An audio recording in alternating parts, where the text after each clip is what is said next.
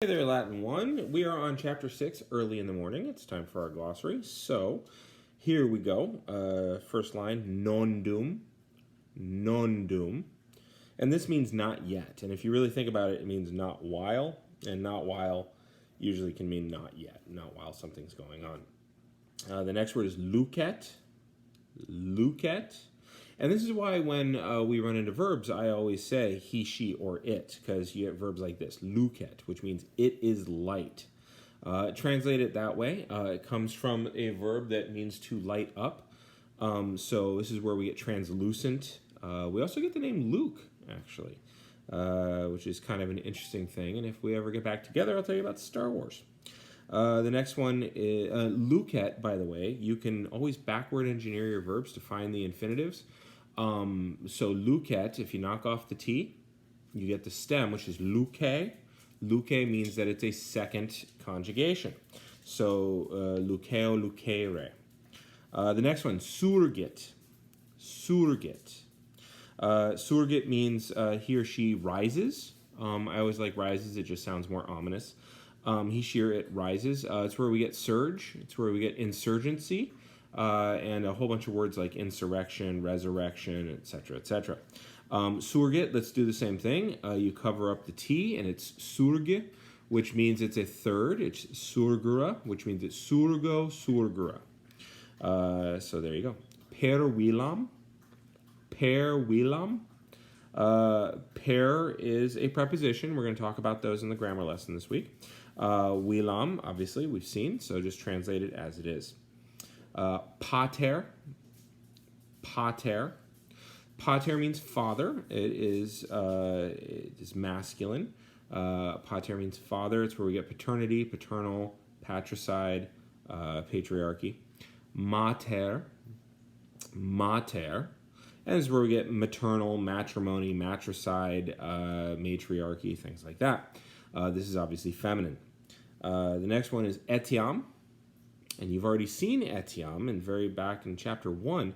Back then they used it as also, but frankly it means even far more often. The next one is neque. And we talked about this in the last chapter. Neque. Neque means neither nor, but neque just on its own means and not, right? Tamen. Tamen. It's an adverb that means however. I always thought about it when I was really poor. However, I always had money for ramen. Tamen ramen. The next one, Ankila. Ankila. Ankila means slave woman. I've often had kids define it as handmaiden. So you've got servus, which is a male slave. A ankila is a female slave. So ankila is feminine. Omnes. Omnes. Omnes means all. And if it's on its own, if it's not describing anyone, then it can also mean everyone. Okay, so omnes. It's where we get omnipotent and all kinds of words like that. Observat. Observat. It's where we get the word observe from. It means to watch, specifically, or to look at. I like watch better, actually, to be honest. Let's save look at for a different verb. So to watch. Now, we cover up the T, we get observa, which means we know that it's a first conjugation. So, observo, observare. The next one, purgat. Purgat. This is where we get the word purge from. It means to clean. So, purgo, purgura. No, I'm sorry. Purgat, let's take off that T, and it's purga. So, purgo, purgare. Okay? He, she, or it cleans. The next word we see is kibus.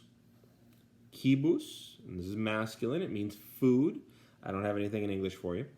The next one is kokwara. Kokwara.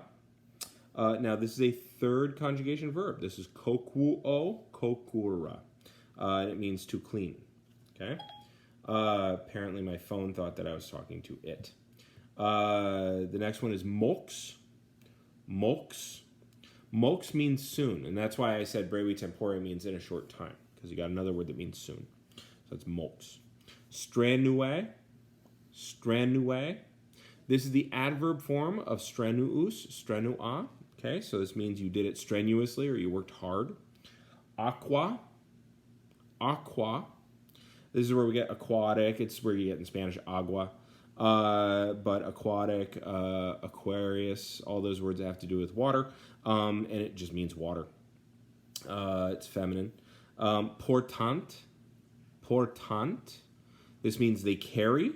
So cover up the NT, and you've got porta, which means it's porto, portare, which is to carry. And that's export, import, transport, portable. The next word is reprehendit. Reprehendit. And this is to blame or to scold. This is where we get reprehensible, reprehend.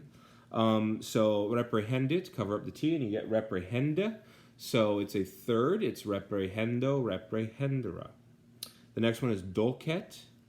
Doket. It means he or she teaches. So cover up the T. It's doke. So it's dokeo, dokere. It's a second conjugation. It means to teach. That's where we get words like docent or doctor. The next one, curare. Curare. Notice that's the infinitive, so you knock off the RE and you add on OST musticenti, right? So curat, he or she takes care of or cares for. And I would say cares for is probably the best way to translate it. Don't look at their translations. I'd say turn this into cares for. Even that's kind of problematic. Lanam trahunt.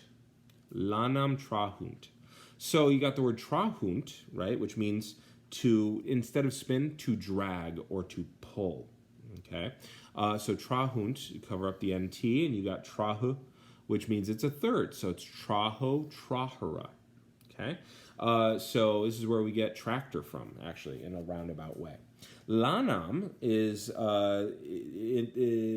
it's lana, which means wool, okay? So lana means wool.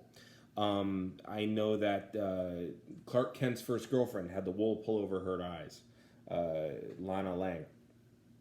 Omnia quae. Just translate it as everything that. Okay, that's just a gift for right now. So omnia quae. Now the next one, adiuare. Adiuare. Adiuare means to help. So adiuo, adiuare. Okay, so it's a first conjugation verb. Adiuas, adiuat. In Spanish, it turns into ayudar. Okay. Ipsa means she herself. It's emphatic. It's like she herself did this. She didn't have anybody else do it. Okay. Nunc. Nunc. So you had yam, now you have nunc. And nunc means now a lot more than yam does. Okay. And then the last one, necesse est. Necesse est. So est just means it is. Necesse means it is necessary. And then at the very, very bottom, you've got qui, which is the plural version of quis. Okay? And I think that's all the vocab for this chapter. So we're good. I'm going to hit the button.